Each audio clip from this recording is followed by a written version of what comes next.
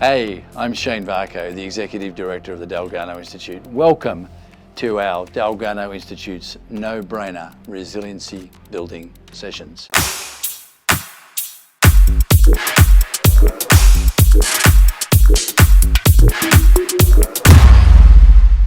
Hey, welcome back. In the next 4 sessions, we're going to be drilling down into some science and looking at some pretty intense things that often aren't talked about. And these particular 4 sessions are based around the principle of rebellion and experimentation versus reward and exploration. So keep those themes in mind as we move forward. Our first session right now, part 1, is called All Reward and Exploration. All teenagers are going to rebel. You can't help it, just manage the damage as they do it. A kind of a bit of a statement that floats around, and it's not a very helpful one. I don't know which bright spark came up with that, but it's actually not true. It's actually not a true statement. But if you repeat something long enough and loud enough, what happens to the hearer? After a while, it just becomes part of their noise in the background. It becomes what they call a meme, sort of a thing that's not true but is. What is important to understand though, is that from a historical perspective, this is a relatively new narrative. The idea that teenagers are going to rebel and there's nothing you can do about it. Post-World War II, we actively started categorizing a new demographic, and we call this adolescence. It really is a 20th century idea. No argument that the brain is going through its second most important phase of development once you hit puberty. No argument in that. That's the reality of science and physiology. So, but for the next 10 to arguably 20 years, depending on gender and certain elements, this phase continues. This is the second most important developmental phase of brain growth. Yes, it's a time of physiological and hormonal changes, absolutely. However, the disturbing thing with the new label of adolescence, what's happened is some people have created not a proactive pathway into adulthood, which is what it should be, but have hijacked it into being a holding pattern for the developing or burgeoning adult, and gives them permission to stay in a state of play and not be accountable. Now, play is good, but accountability for growth and development is important. And you leave that out, you've got a problem. You've got a child continuing to be a child. And that's what social justice would call soft bigotry. We're going to talk about that later on. No one likes to be treated with a softer bigotry. We'll explain that in a minute. So some theories attempted then to define what physiological factors motivated the behaviour. In other words, what's going on that creates this behaviour, this seeming rebellion, this seeming acting out, this seeming odd behaviour, rather than the other way around. So rather than saying what behaviour is impacting the physiological side of things, we've talked about it before in our recipe model. And the theorists concluded that because the brain was in a growth transition phase, it needed to experiment and rebel. Again, one idea, one interpretation, and as they become adults. But that's just an interpretation of the same data. There's different ways of looking at that. So what do we mean by soft bigotry? Basically, soft bigotry is when you paternalize or patronize someone. And that's fancy labels for treating someone like they are helpless, they are an infant, they can't look after themselves and they need to be coddled and whatnot. And it's interesting, when you treat a teenager that way, they look at you like you're an idiot and think, blah. But the same time, if you treat a teenager without responsibility and accountability, it's the same thing. It's saying you have no agency, you have no capacity to do the smart thing. You're just going to do whatever urge or taste or flavour hits you, which again is quite insulting to anybody who's talking about maturity and growing up and being an adult, which is what all teenagers are aspiring to. So in other words, it can send a message that your developing brain isn't maturing you. It's probably going to make you act even more selfishly, more childishly, and or just plain stupid and out of control. That is insulting, and that is absolutely outrageous. And to anyone who's got any sense of self-esteem would go, this is not how I see myself. Of course, this narrative is not only contrary to the science of the maturation process. In other words, your brain's maturing, yet they're labeling you as this is an immature stage. It doesn't make sense. It actually hinders your maturity. This kind of narrative, this kind of talk, this kind of attitude, this kind of perception actually impedes, gets in the way of, slows down your maturity process. And that's not helpful at all, man. That's just not helpful at all. Even only 100 years ago, there was no adolescent. So you were a child until you hit puberty, and then you were an adult. And under an apprenticeship or at all levels, you were expected to behave as an adult, act as an adult, receive respect and affirmation as an adult. You know, this is the idea. You're a grown up now. And all the privileges that go with that. And there are often rites of passage involved with this, and they were quite common, helping the child transition into the adult phase fully so they can be all that they can be. And those rites of passage weren't around getting smashed or screwing around or acting carelessly or, again, immaturely and childishly. That wasn't about helping you mature and mature your brain and your personality and your capacity. This was just, that's contrary to that. All that did was give you the idea you were entitled to act out. And that's really not helpful for any maturation process. And anyone who knows what it is to grow and become all they can be understands that and goes, well, this is not, I want part of my story. Most non-Western cultures have had a long history of such rites of passage. You know, a lot of cultures have this, and still today they have it. And classic ones are in the Jewish culture of bat mitzvahs and bar mitzvahs, that are events that happen when the child hits 13, and then they go through this process of, if you like, graduation into adulthood. That's really important. Just on the rites of passage issue, I recall a story that a dear colleague of mine shared about his work in the Indigenous communities in Northern Australia. And he was relating a story where he was teaching a bunch of year 8s in an Indigenous school. And kids were doing okay, and they were just learning as you would. And there was 3 boys in that class, according to my teacher friend, who were constantly acting out. I mean, beyond just being naughty and a little bit disengaged and whatever term of, uncooperative you want to use. These guys were absolutely out of control. They were behaving badly, they were disrupting the class, they were rude, they were challenging authority, they were disrupting the class and all those kind of things. And my friend just tried to engage them helpfully and whatnot. Anyway, long story short, these guys all of a sudden in the middle of the year disappeared. In fact, they disappeared for 3 months. And he wasn't sure what was going on. He approached the elders and asked what was going on. Anyway, no problems. Just they said it's a tribal matter, and it's being they're involved in a tribal process. So he let it go. School went on.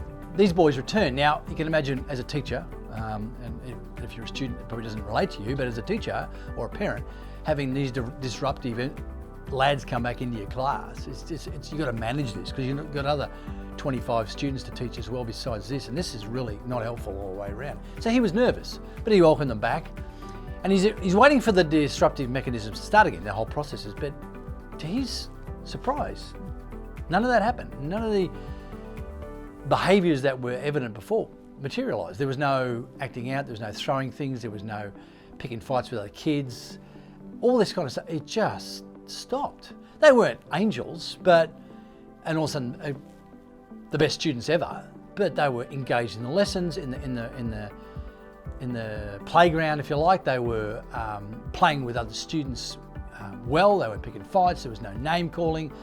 They were just completely different. Anyway, he thought, okay, I'll give it a couple of days. I'll give it a week, and we'll see if they flick back to their old behaviours. But after a week, they were still continuing with the same new attitude and new actions, and he was impressed. And he actually called them into the classroom. Now this is interesting, because they had so used to being in trouble all the time with authority figures because of their behaviour and conduct. When they were called into the classroom, they came in expecting, with their heads down. Usually they come in with, bravado and chest out, and what do you want? You can't do this kind of attitude. But they came in really quite humble and submissive, and they were a bit concerned. Why have you called us in? What have we done wrong? Was the question from the boys. And my teacher friend said, no, nothing wrong.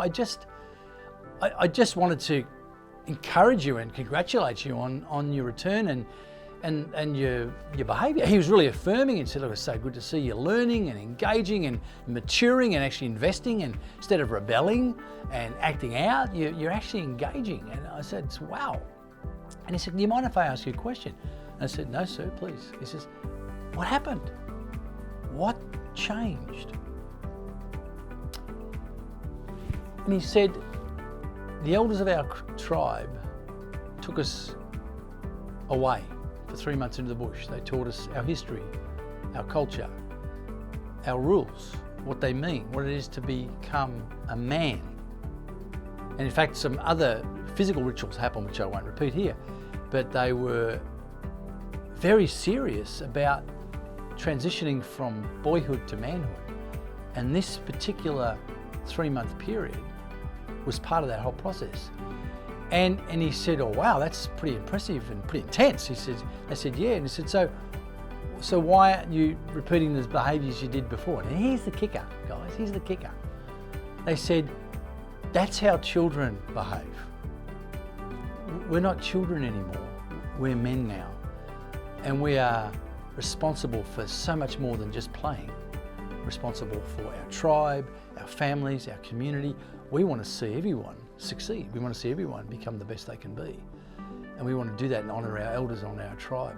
Now that's a powerful story of what happens when we are engaged with narratives that are bigger than the play narrative that so often is thrown at us through this really bad interpretation of adolescence. Anyway, that's a good story to reflect on. So now I want to pitch at you the idea of thermostat versus thermometer. Which interpretation that we've just heard about adolescence makes you a thermostat and which one makes you a thermometer?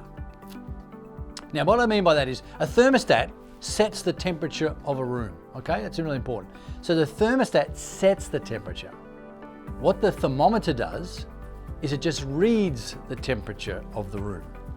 It just follows along and has no influence at all. So whatever is set by the thermostat, it just follows, up or down. Now, let's use that analogy in social settings, in relational settings, in work settings. Are you a thermostat or are you a thermometer? Thermostat or a thermometer?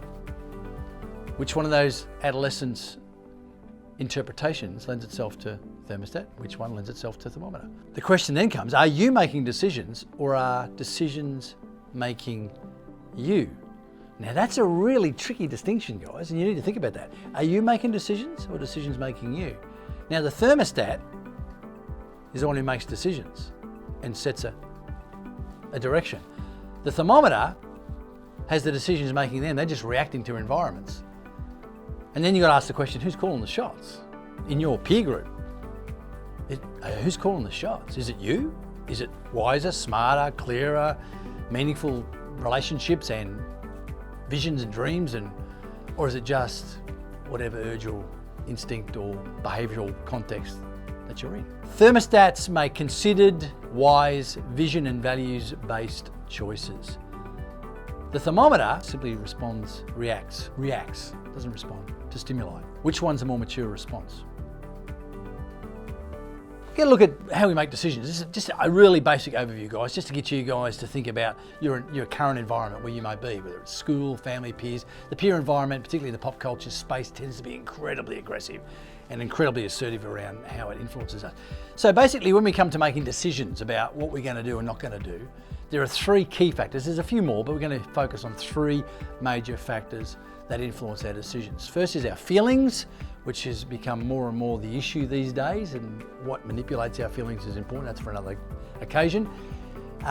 2, our values, what we believe to be good, right and true. And 3 is our influences. Now, our feelings, good, bad, happy, sad, they move. And if they are, depending on what mood I'm in, will influence, can influence how I decide. My values, what's right and wrong, what I know to be good, right and true, that is also important. So that determines my decision-making process. And of course, influences. In other words, my peers, my family of origin, my peer settings, social media, the environment, the media, they're the strong factors that push into my space and start trying to tell me how to think and what to feel. And so those 3 factors are really pushing in our decision-making. Now, at this age, before you hit puberty, your breaks, if you like, your ethical, behavioural, moral breaks are set by your environment, your family. And it's really important. So your brain's supposed to be being equipped to actually make smart decisions. But when you hit puberty, your brain breaks, you take over the brain breaks. So it depends on how well you're set up before your puberty on how to think through issues, how to understand, best practice, what's a good smart way forward, and how not to react simply to stimuli. That's really important. And so therefore, when you take over your under adolescence, you are control of your brain brakes. You get to make decisions, and your brain actually starts to rewire itself in this space. So we'll keep that in mind as we move forward. Now, time for our quote of the moment. This is a brilliant quote by a very famous psychologist by the name of Rollo May. And he said this: a person can meet anxiety to the extent that their values are stronger than the threat. So a person can meet anxiety, things that make us anxious. And when you think about your environment right now, what makes you anxious, particularly in your peer environment? I can meet that, I can engage with that to the extent that my values, what I believe to be good, right, and true, are actually bigger than that immediate threat. That's really good to think. If you've got good, strong, crystal clear values about who you are, where you're going, what you believe and why, then when you bump into anxiety, don't get me wrong, it happens to everybody, then you go, oi, I can actually engage with this in a healthy way, not simply be panicked by it or react against it or simply bounce out of it like a thermometer. I can actually, you know what, I'm going to set the temperature around this anxiety. Yeah, I feel awful, I'm scared, I'm insecure, I'm anxious. But you know what? Again, my bungee rope of values, my bungee rope of resiliency is strong. I can say, no, I can deal with this. Might take a while, but I can deal with it. Very good quote. So, rebellion or reward? Rebellion or reward? We're told that teens are going to rebel by some commentators, but that's not true. They can, but that's not a foregone conclusion. The way the brain development and chemistry is engaged in the second phase of this development of the new brain will determine whether the emerging adult is rebellious or not. So how you engage in behavior, in attitude, in responses, in relationships will determine a lot more than you imagine. How we've been designed is remarkable. Remember, the byplay between values and behaviors and family and structures and discipline and motivators and relationships, brain development and epigenetics all work together. Remember the recipe model we talked about? All have incredible impact on how the brain develops and how we respond to reward or rebellion. So getting back to our model of our three factors. So we've got our feelings, our values, our influences. So again, what's influencing our influences? What's influencing our feelings? And where are our values and how strong are they? Now, if you've got a decision-making process and you take out values of what you believe is good, right, true, what's best practice, what are your good boundaries, what your dreams are, what your direction is, and what your priorities are, then and those values hold you. If they're removed and you've got no values at all, then what is making your decisions? The two elements that are left are influences and feelings. That's it. Now, I'll give you an example. You're walking home from school, and you're on your way home, and you've had a really good day, fantastic day. Right? You aced your exam, you blitzed it, you got a high distinction, you got an A+, it was brilliant, awesome. You asked this girl out at school and she's gone, yep, let's go out for the movies, thinking, oh, this is fantastic. And one of your good mates is beside you, walking down the road, and things are good, life's good, no problems at all. And all of a sudden you see a $100 note sitting on the ground in front of you, and you pick it up and you go, oh wow, it could just take any better. And you stop for a minute and you look up the road, and about 50 minutes up the road there's a little old lady, and she's looking in her purse and she's looking around anxious and upset, and she's looking quite panicky. Now, your friend, you're in a good space, you're feeling good, life's good, life's great.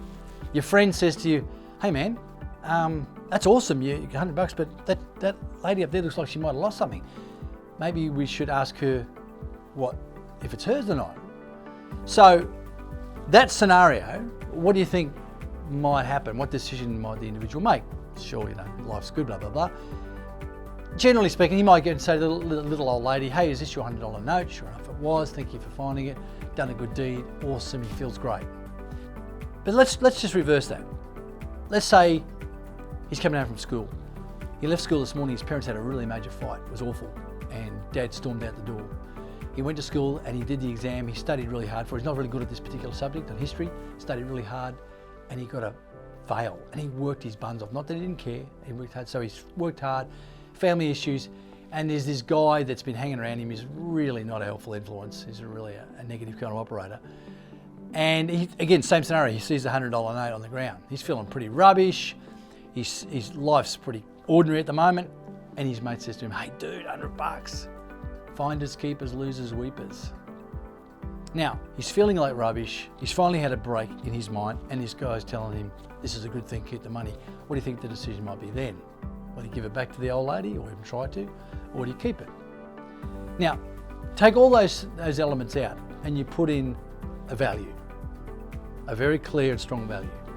For example, with a $100 note, the law says if you find, I think it's anything over $20, the law says, unless you know whose it is, you are to take it to the police station, hand it in, and they will keep it on hold for 3 months to see if anyone claims it. After 3 months, if it's not claimed, they contact you and you can go receive the money. That's the value outside of feelings and outside of influences. That is the right thing to do. But if you take values out of the decision-making process, what are you? You're just the thermometer, up and down, whichever context you're in.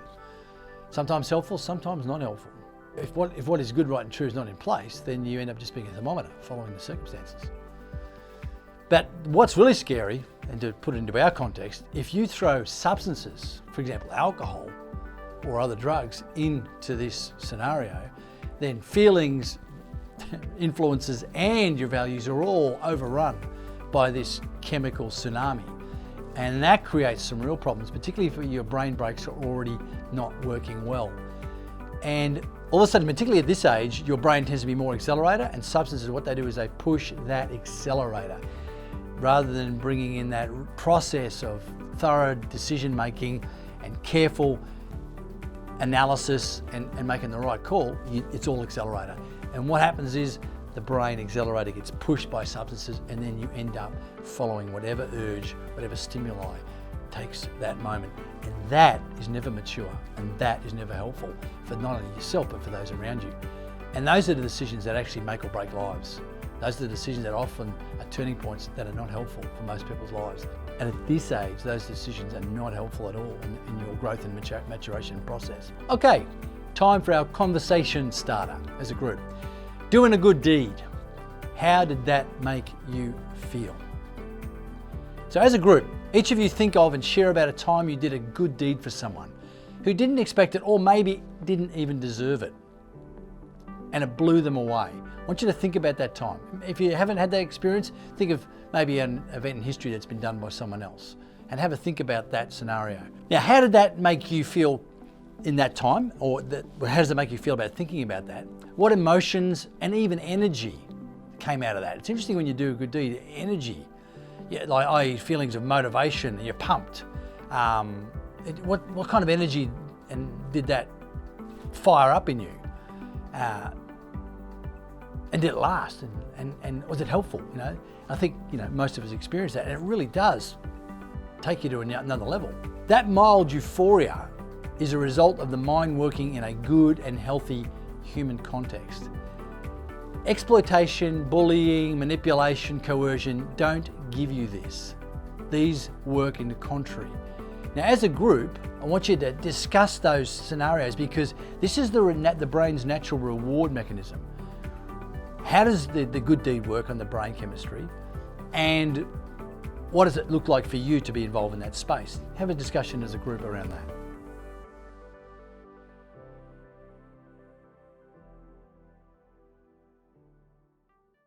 To finish off part 1 of these next 4 sessions, I want you to get your journals out and look at the script building takeaways. So this is an action that we want you to do between now and next session. So in your journals, write down the following. Now, what is a helpful, socially responsible and/or justice-focused cause you could get involved in? Now, it's a cause that builds resiliency into you and your community and doesn't tear it down. That's really important. There's a lot of causes, but we want causes that build resiliency into you and your community, make it healthier, happier, stronger, more resilient. more productive, more cooperative, and safer and healthier for all concerned. And discuss right now with your facilitator and come back next session with some ideas in your journal about what that might look like and how you plan the way forward. Remember, this is all about helping others, not just helping ourselves. Because when we help others, we help ourselves anyway. Until next time, catch you then.